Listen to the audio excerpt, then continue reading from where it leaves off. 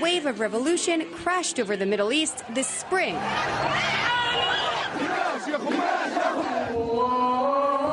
Many said what ended in the streets began with 140 characters or less on social media like Twitter and Facebook. Hoping to harness the power of online communication, the U.S. State Department is providing $2 million in grants for a, quote, Internet in a Suitcase program. It's part of what Secretary Clinton calls a venture capitalist approach to addressing the wide range of challenges that democracy and human rights activists face in Internet repressive environments around the world. Centralized servers like this one can easily be cut by governments, but the Internet in a Suitcase is designed to give dissidents a mobile web with mesh technology that runs through cell phones and other devices, making it harder to cut. The founder of his own clearinghouse of confidential documents, John Young, worries that American Suitcase servers will serve another purpose. The Suitcase is meant to give the illusion that you can run these electronic devices without going through national systems. And that may be true, but they will not be outside the U.S. system. Young says the Suitcase is just part of so-called liberation technology that has its advantages for the U.S. The prize that you get for being empowered is that the United States gets to watch what you're doing and probably influence what you're doing.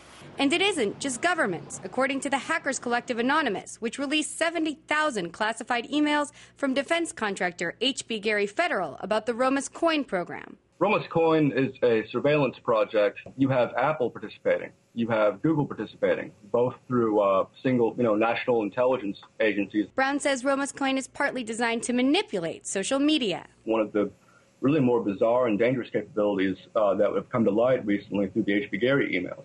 Persona management involves the use of software by which a single person can pretend to be several other people who they're clearly not. This software would allow the U.S. military to push their agenda by flooding social media, forums already influenced by so-called witness bloggers. International outrage at the kidnapping of a self-declared lesbian blogger in Syria had real policy implications, until Amina turned out to be this American man. And I feel really guilty about that. Others say there's a contradiction between support for internet freedom abroad and subpoenas of alleged WikiLeaks collaborators at home, including Private Bradley Manning. Free Bradley Manning! Posner says the Suitcase is just part of a larger internet freedom agenda. Don't shoot the instant messenger. Instead, address the underlying grievances.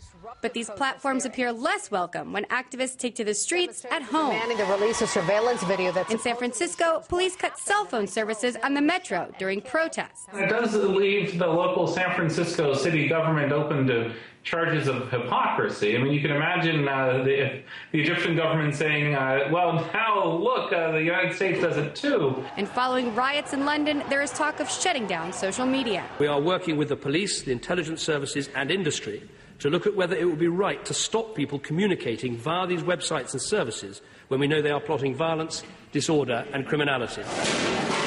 The U.S. will spend $70 million on internet circumvention technology in 2011 abroad, even as tough questions remain at home. Caitlin Ford, RT, Washington, D.C.